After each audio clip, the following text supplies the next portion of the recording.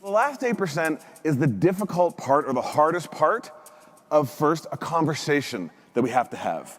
So you know when you have to have like a performance conversation with someone and you get 85, 90, 92% of the way into the conversation and suddenly the other person reacts, starts getting defensive, and you react, and your emotions get triggered, and suddenly you're not really stepping in. You're not really saying that last part. You actually avoid saying that last 8%, the most important part of the conversation.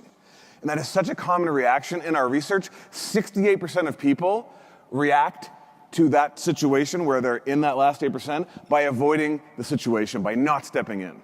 Sometimes avoiding the conversation completely, or just within the conversation, not saying what needs to be said. It isn't just conversations, though. We all have last 8% decisions to make. There's the easy decisions where everyone agrees and everyone's going to be happy. Then there's the tough decisions where somebody's going to be disappointed. Somebody's not going to like our answer. Somebody's not going to feel that they were heard. Those are the tough decisions. Those are the ones that keep us up at night, right? Those last 8%, those really difficult decisions. And finally, there's many situations that we face that are last 8%. For example, did you know the number one fear people rank is public speaking? Over death, they rank it. Now, I've always thought if you took a gun and pointed at someone's head and said, get out there and speak, they'd probably go out and speak, but it's a perception that that's their fear. So everyone faces many last 8% moments and situations. And our reactions in those situations, as I mentioned, the most common is to avoid those difficult decisions, conversations, and situations. But then there's the other 32%, and I tend to fall into this category.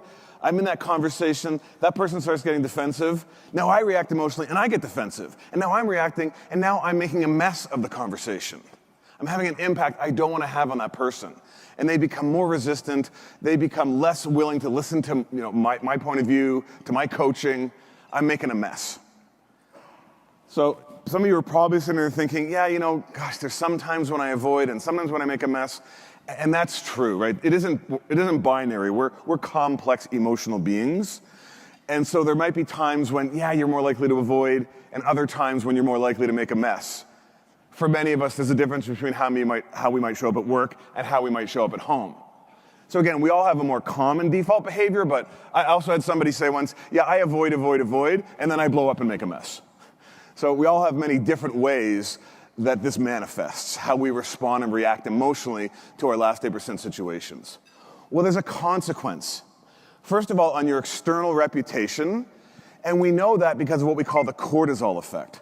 Cortisol is the chemical, one of the chemicals that gets released when we get emotionally triggered. One of the things cortisol does is it causes memories to sear in.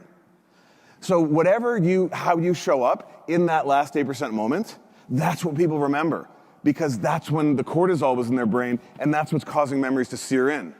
So what you do, how you show up in those last 8% moments is what establishes your reputation. That's why you can do something right 9 times out of 10, but that one time you messed it up, that's what everyone remembers. So it impacts our external reputation. But there's someone else watching. We're watching. We know when we messed up. We know when we didn't really step in. We know when we avoided something difficult. We certainly know when we sent that email and made a big mess. So we're watching ourselves.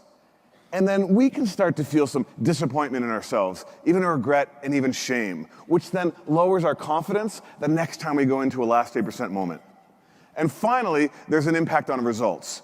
Going all the way back to that ROI slide of the impact of not being effective in our last 8% moments, not demonstrating empathy. So the point here is that the most important moments to demonstrate empathy, to engage, motivate, inspire, build trust and reputation is in these last 8% moments.